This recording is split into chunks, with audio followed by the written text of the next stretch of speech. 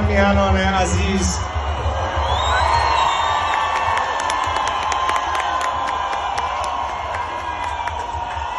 به قول بچهای خودمون ترکوندین.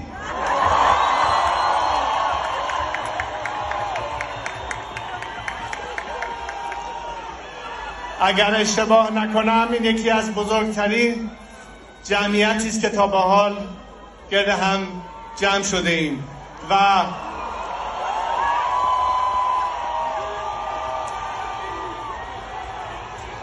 حرف اول من به هممیهنان شجاع و مبارزمون در داخل کشور است.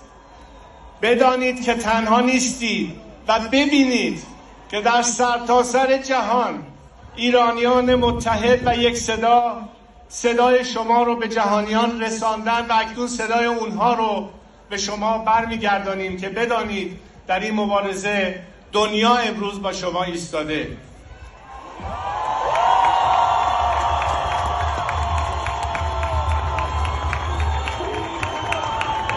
کینگ رضا پهلوی، کینگ رضا پهلوی، کینگ رضا پهلوی، کینگ رضا پهلوی، کینگ رضا پهلوی.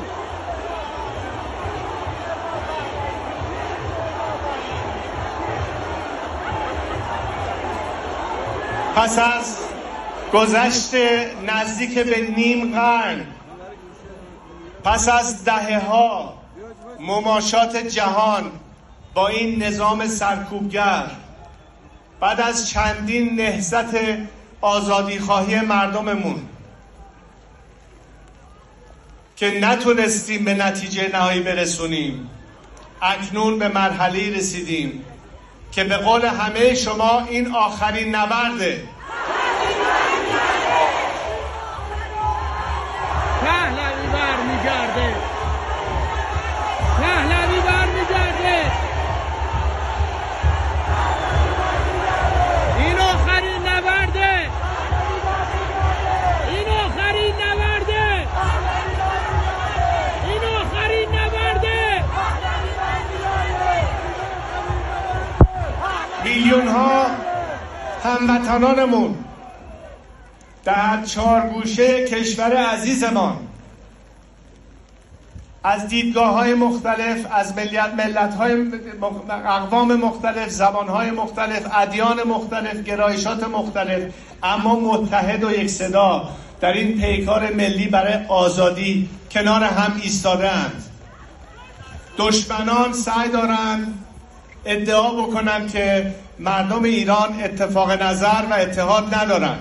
این یک دروغ محضه و شما مردم در داخل این رو ثابت کردید.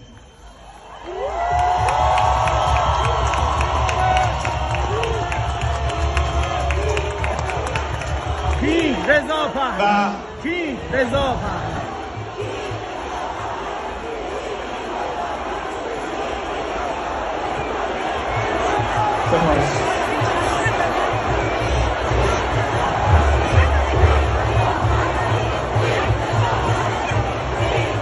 و هممیهنانمون در خارج از ایران که بسیاریتون سالهای سال است که درد دوری از وطن را تحمل کردید اما هرگز باز نایستادید. امروز از هر زمانی این افق پیروزی رو نزدیکتر می‌بینید.